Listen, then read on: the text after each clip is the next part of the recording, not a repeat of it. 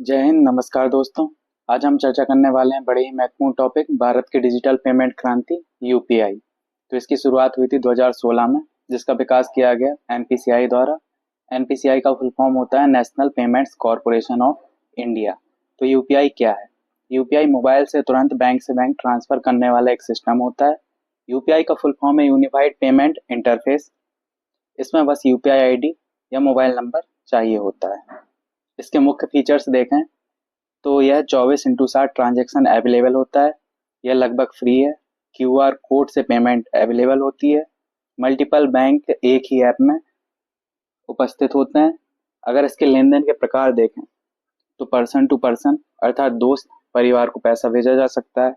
Person to merchant अर्थात दुकानों पे भुगतान किया जा सकता है। ऑटो पे सुविधा उपलब्ध होती है, जैसे ईएमआई, बिल, रिचार्ज आदि। यह काफी सुरक्षित सेवा है क्योंकि इसमें एम पिन तथा 2 स्टेप ऑथेंटिकेशन का उपयोग किया जाता है। सीधे बैंक खाते से पैसा ट्रांसफर होता है। इसके प्रभाव देखें तो छोटे दुकानदार डिजिटल हुए हैं। भारत दुनिया का सबसे बड़ा डिजिटल पेमेंट हब बना है तथा विदेशों में भी यह सेवा स्वीकार की गई है, जैसे सिंगापुर, यूएई तथा नेपाल। यदि 2016 से 2025 के मध्य यूपीआई की विकास प्रक्रिया देखी जाए तो 2016 में इसकी शुरुआत की गई थी एनपीसीआई द्वारा, जो कि 21 बैंकों के साथ लॉन्च किया गया था। 2017 में इसने तेजी पकड़ी तथा भीम ऐप का शुभारंभ प्रधानमंत्री नरेंद्र मोदी द्वारा किया गया, जिसके द्वारा क्यूआर कोड से भुगतान की सुविधा शुरू की गई। 2018 में यूपीआई का 2.0 संस्करण लॉन्च किया गया, जिसमें बिल, इनवॉइस जांच, ओवरड्राफ्ट खाता लिंक करना, ब्लॉक मनी विकल्प आदि सुविधाएं स्टार्ट की गई। 2019 में इसकी लोकप्रियता बढ़ी क्योंकि गूगल पे, फोन पे, पेटीएम जैसे ऐप स्टार्ट कर दिए गए तथा 1 अरब लेन देन का आंकड़ा इसने पार कर लिया। 2020 में कोविड के समय में कोरोना काल में डिजिटल भुगतान में जबरदस्त उछाल आया। ऑटो पे सुविधा शुरू की गई। 2021 में इसने नई ऊंचाइयों को छुआ, अर्थात हर महीने 4 अरब से अधिक का लेन देन संभव हो पाया। आईपीओ अर्थात शेयर बाजार निवेश में भी यूपीआई का उपयोग संभव हुआ। 2022 में इसका विस्तार बढ़ा क्योंकि रुपए क्रेडिट कार्ड को यूपीआई से जोड़ा गया। प्रवासी भारतीयों अर्थात एनआरआई के लिए भी सुविधा प्रारंभ की गई। 2023 में इसे वैश्विक पहचान मिली क्योंकि यूपीआई को सिंगापुर, यूएई तथा नेपाल जैसे देशों में मान्यता दी गई। यूपीआई लाइट में बिना इंटरनेट छोटे भुगतान कर सकते हैं। यह सेवा लॉन्च की गई। 2024 में यूपीआई से एटीएम से नकद निकासी संभव हो पाया तथा अंतर्राष्ट्रीय भुगतान का विस्तार हुआ।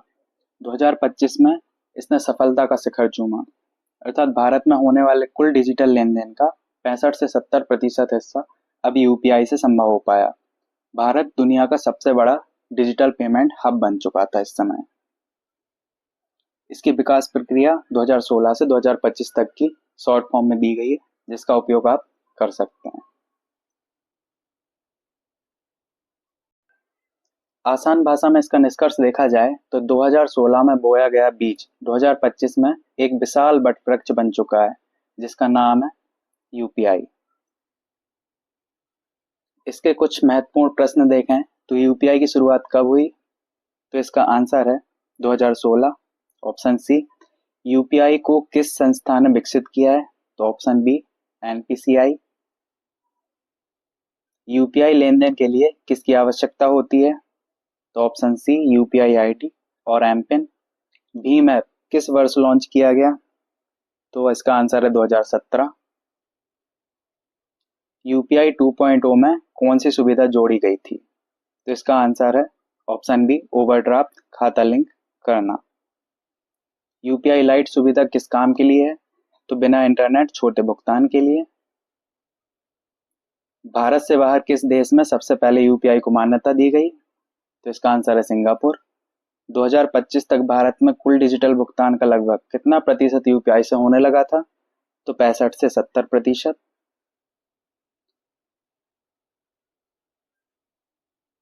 यूपीआई का पूरा रूप क्या है? तो यूनिफाइड पेमेंट्स इंटरफेस। यूपीआई को सबसे ज्यादा लाभ किस क्षेत्र में मिला?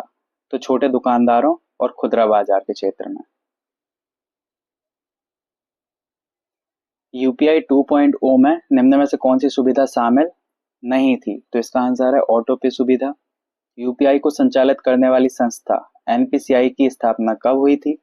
तो इसका आंसर है 2008 ऑप्शन सी। यूपीआई लाइट का मुख्य उद्देश्य क्या है? तो आंसर है बी, बिना इंटरनेट छोटे ऑफलाइन भुगतान। यूपीआई को अंतरराष्ट्रीय स्तर पर सबसे पहले किस वर्ष मान्यता मिली? तो इसका आंसर है 2022। धन्यवाद।